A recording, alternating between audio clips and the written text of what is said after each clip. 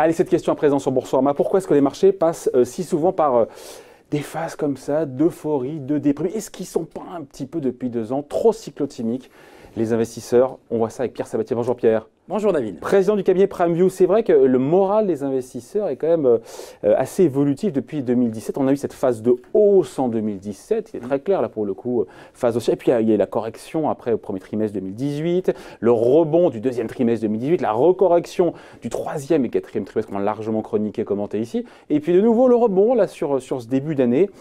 Pourquoi ces changements d'humeur? Il y en a plus qu'avant ou... Non. La réalité, c'est intéressant, c'est que ça a toujours été comme ça. Je redécouvre l'eau chaude, c'est ça. Alors, est-ce qu'il est légitime après en fait une baisse de 19%? Par exemple, prenons un exemple concret l'année dernière.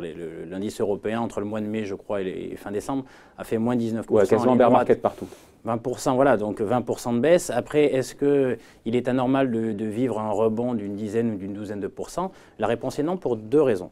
La première, c'est que la question fondamentale sur les actifs financiers, on n'achète pas une valeur ou une action pour ce qu'elle a fait, mais pour ce qu'elle va faire. Et donc, on est vraiment dans la prévision. La question fondamentale, c'est ce qui fait le prix, c'est qu'est-ce qui est déjà intégré dans les cours et dans les cours boursiers. Donc, c'est vrai que ça peut paraître surprenant aux observateurs de dire qu'aujourd'hui, l'Allemagne publie une croissance au 4e trimestre de 0. Ouais, nul. Donc, à éviter la récession, en fait, voilà, d'un cheveu. L'Italie est en récession et au moment où on publie finalement, où on confirme un ralentissement économique, les marchés montent tout simplement parce qu'en réalité, les investisseurs avaient intégré ces mauvaises nouvelles au préalable. Et ça explique en fait le mouvement de baisse au préalable, donc qui était probablement un peu excessif au regard des niveaux de chiffres économiques actuels.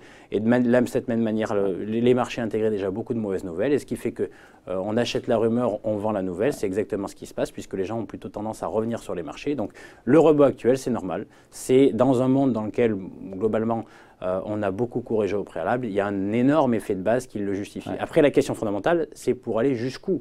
C'est quels sont les objectifs finaux? C'est-à-dire, quand vous dites pendant 2 ans, les marchés oscillent, oui, en réalité, pendant 2 ans, les marchés font rien.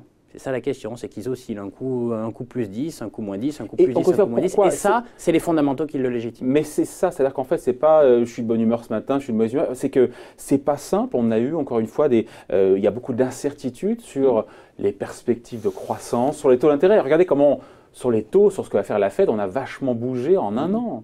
Alors, les gens ont peut-être bougé, c'est-à-dire qu'après, derrière, la notion de conviction. Les anticipations ont beaucoup bougé, et parce qu'elles ont beaucoup évolué. Alors, peut-être parce qu'on n'est pas assez processé. Alors, on va prendre 30 secondes, en fait, pour l'expliquer. C'est-à-dire que la question fondamentale, il faut bien comprendre que les marchés financiers, alors même s'il y a beaucoup de robots, ils sont d'abord faits par des hommes et des femmes, avec une propension à l'enthousiasme, à la peur, etc. Et donc, en gros, ce n'est pas des machines pour le coup. Hein. Vous avez vraiment des gens en face de vous qui investissent, donc on va acheter ou vendre sur les actifs financiers. C'est le premier point.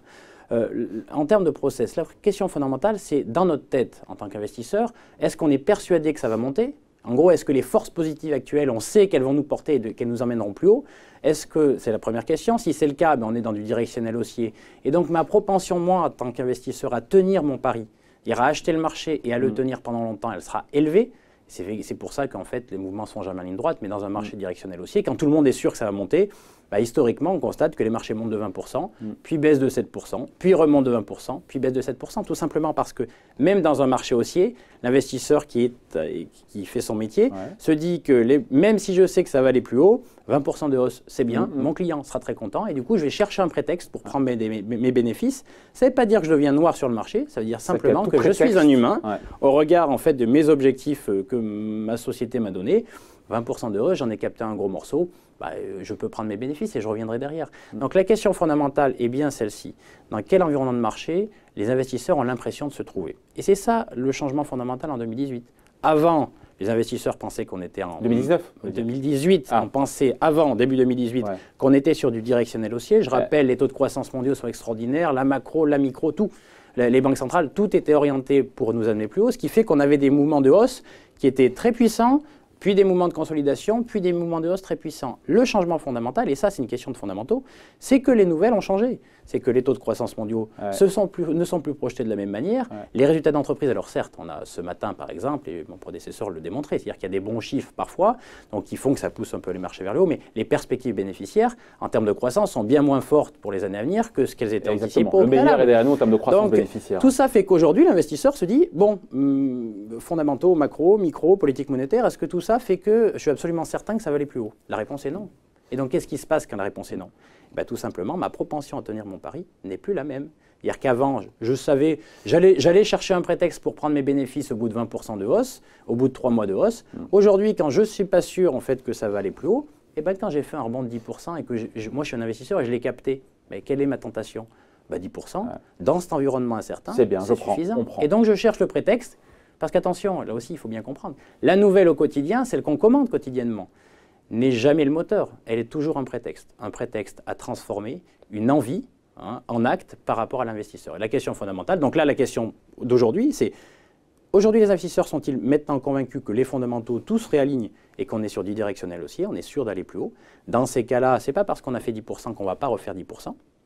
Ou les investisseurs, finalement, ont-ils joué un rebond après une baisse forte, se disent bon, c'était peut-être pas la fin du monde, mais d'une manière évidente, on ne va pas aller en fait beaucoup plus haut. Et donc, c'est votre sentiment, ça, non? Oui, je pense qu'on est plutôt autour d'un marché qui va osciller.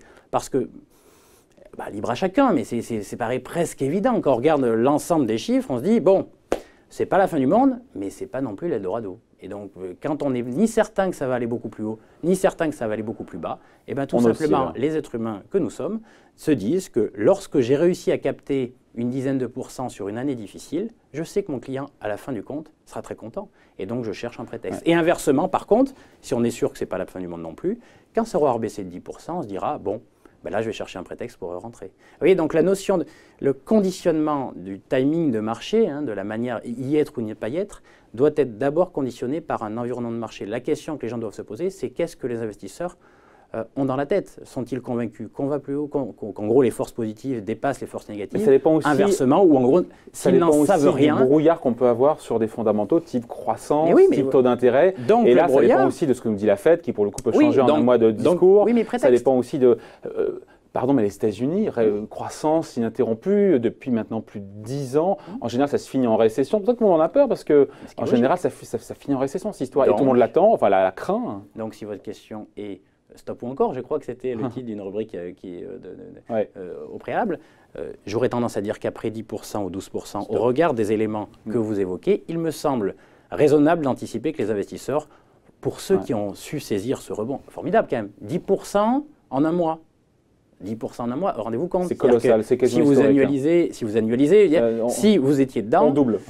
Vu les perspectives, il ne serait pas très surprenant de plutôt chercher désormais des prétextes pour vendre le marché. Alors là, on a la saison de publication de résultats, donc c'est de la micro. Donc vous avez des titres au jour le jour qui publient. Il se trouve qu'en ce moment, c'est plutôt positif. Donc là, ça tire encore un peu le marché vers le haut. On est à 0,5, 1%, 1,5%. On ira peut-être à 2 ou 3%.